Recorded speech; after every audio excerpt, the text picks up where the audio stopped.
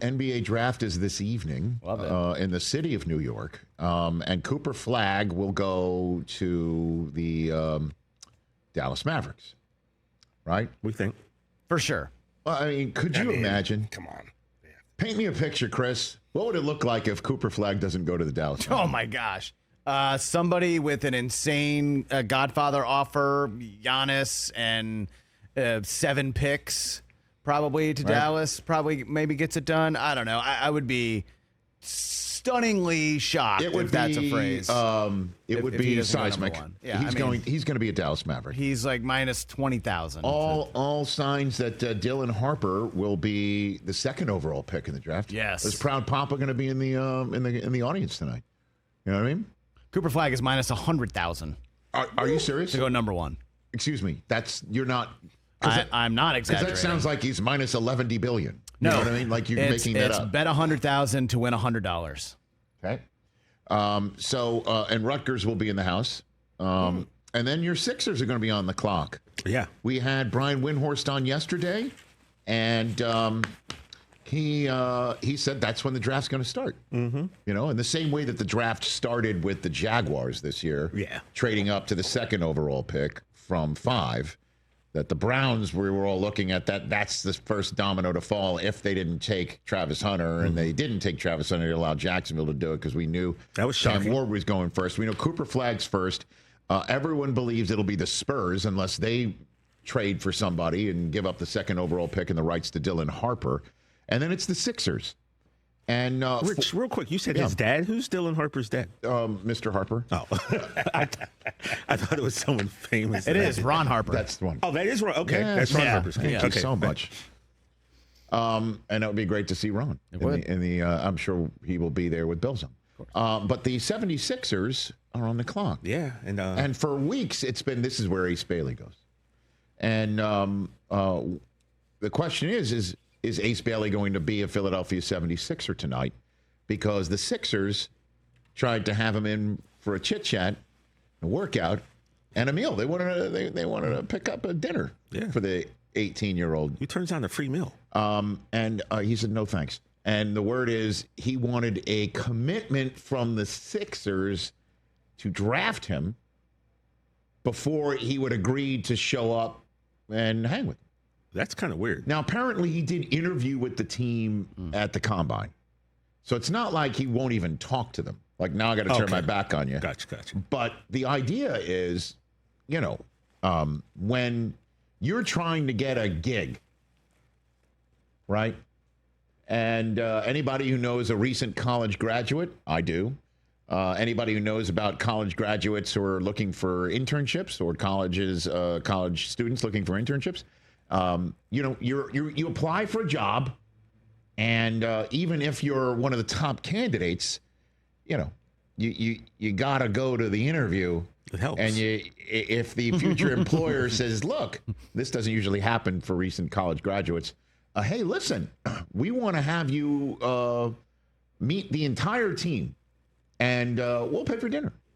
Right. And you say, what? That's not usually giving off the vibe to the future employer that you're, keen in being their employee. This might not be hungry. Now, it could be that. He also could have taken what Luca's on, as the Rich Eisen Show confirmed. Could have been. Exactly. He could be on Spike Zempic. Yeah. Okay. But you have to consult tapered. You got to consult your general manager to see if Spike Zempic is right for you. Listen, there it is. You just make sure that minimal draft picks are involved, and the Sixers have got a pretty damn big one, third overall. Yeah. Did you see the governor of Philadelphia, Josh Shapiro, who is a diehard sports fan? He apparently doesn't want the Sixers to take Ace Bailey. He's basically said it.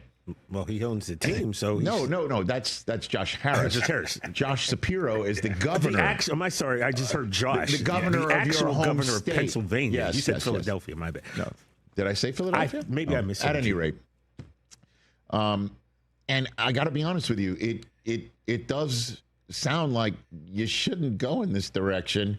Certainly, after you heard this exchange that Bailey had with reporters on Tuesday coming into New York City about why he's taking the approach to the draft of not working out, not giving private workouts. And in the case of the Sixers, basically saying, yo, dinner, hangout, no thanks. Unless, reportedly, you commit to me first. Roll it. Ace, how are you tuning out the noise in the pre-draft? And obviously, are you hearing it? And what's your thoughts on it? Nah, I'm just working on basketball. That's all I'm focused on so far. But do you feel like people have the wrong perception of you? I feel like I can only control what I can control. I mean, you can think how you think, but I can control what I can control. So what can you control? Me playing basketball. But you could have controlled going to the workout, so I don't understand why. I'm focused on basketball. That's my decision. That is basketball. It's basketball. Oh, yikes. And again, you've got to take the grain of salt here, okay? He's 18. Thank you. That was it. He's 18 years old. He's not controlling any of this. He's 8. Well, I'm not saying about controlling any of it. He clearly was told going into this press conference, just say, I want to play basketball. I'm only here so I don't get fined. By the way, Marshawn Lynch was on my flight home from New York on Sunday. Amazing. Yeah. Great chat with Jeez. with me, Cooper, Marshawn Lynch standing in the jetway. We're getting ready to board a plane Wow, that soon was to be delayed by 2 hours. But long story short, instead of peanuts. Good one, Mike. long story short. But yeah, Rich, he's 18. He's 18. Clearly, it sounds like he was told, just go up and say, I just want to play basketball, because his people definitely know that he's giving off the vibe with his approach that he wants to try and control what he can't control. And what it comes across as, he's not interested in playing basketball because he's interested in other things that he can't control, even though it's all about playing basketball. And for him to basically say, to somebody saying, but what about you not performing in workouts? And he's like, I'm just focused on basketball. And the reporter's like, but that is basketball. And he gives another sort of robotic response.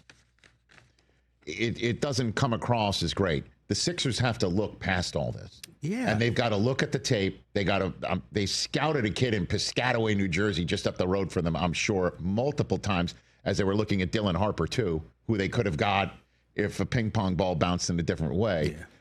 That's what's on the Sixers' plate, is they have to look past a lot of this noise and who is the kid and can he be one of their guys. Now, Tyrese Maxey's another guy they didn't work out who they drafted.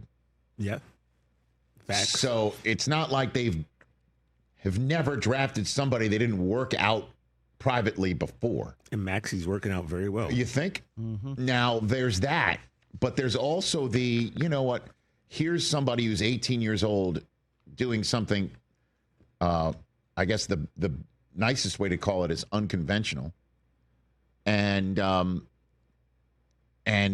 if he says, I'm not coming to have dinner with you, or I'm not coming to your meeting with your brass, unless you give me a guarantee that I'm being picked, and then he doesn't show and you don't have that, and then you take him anyway, are you essentially telling an 18-year-old you can have it any way you wish when you come to our franchise too? Right? I mean, aren't you giving off that impression that, A, you were somewhat unconventional in your approach with us. We were just extending our hand and our corporate credit card, putting it on the Harris/Underhill tab. And we didn't have that meeting. We didn't have that get together. We didn't have that bonding experience. We didn't do all that. And that now, if we take you, what impression does that give to the rest of our building and fan base about how we approach these things? What does that tell the rest of your new teammates? I mean, these are the ways that I would be sitting there in a draft room about, do we take this kid or not? That's how I would extrapolate it out. And then take him anyway if talent over everything is the actual decision of the day. If he is that good. I agree with you. If he is that good, okay, let's just go win championships together. You know, Nick Nurse will figure it out, and let's go to work. But the interesting thing is that there was nobody there to essentially tell him, unless that this voice was ruled out, like, if you want the Sixers to take you, if you want a guarantee for them to take you, go to dinner, have a nice meal, knock their socks off, charm the pants off of them, and it's a wrap. You're the third overall pick in the draft. Going to Philadelphia, teammates with Joel Embiid and Tyrese Maxey and Paul George, who's been somewhat critical publicly about this. There's no conversation in Philadelphia about what's going on with this kid. The governor of Philadelphia isn't Philadelphia. No, put that in my head. Sorry. The governor of Pennsylvania isn't saying stuff. Just fascinating. And again, another cautionary tale would be, hey, you want to talk about somebody who didn't work out, who wanted to try and game the system as to who was drafting him, and the tape on this prospect didn't rule the day, and all he did was essentially unimpressed with some in interviews and others ruffle feathers and give out an impression in the NFL, and he wasn't drafted where he wanted to be drafted. Look what happened to Shedeur Sanders. I'm not saying he's going to drop out of the second round. That won't happen with Ace Bailey, but if he winds up as the ESPN mock draft is with the Washington Wizards, I guess you could be the face of the turnaround of the Washington Wizards, or you could be in Philadelphia. Where would you rather be to start your career? Rich, that's what's up. Kind of a no-brainer, but yeah. That's what's up. That's what's up with Ace Bailey. Rich, I'm 100% convinced, though, whatever the Sixers do tonight is going to be the wrong move in the long run. Oh. No matter what they do, it's going to turn out to be the wrong move. Hashtag distrust the process. Telling you, man. I don't have any hope for it. Jefferson. Well, at least you'll be sticking around to see what the Clippers do. Wait a minute.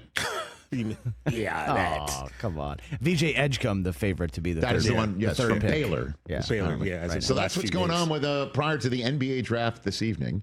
Catch the Rich Eisen Show live weekdays from 12 to 3 p.m. Eastern on Roku Sports Channel in the U.S.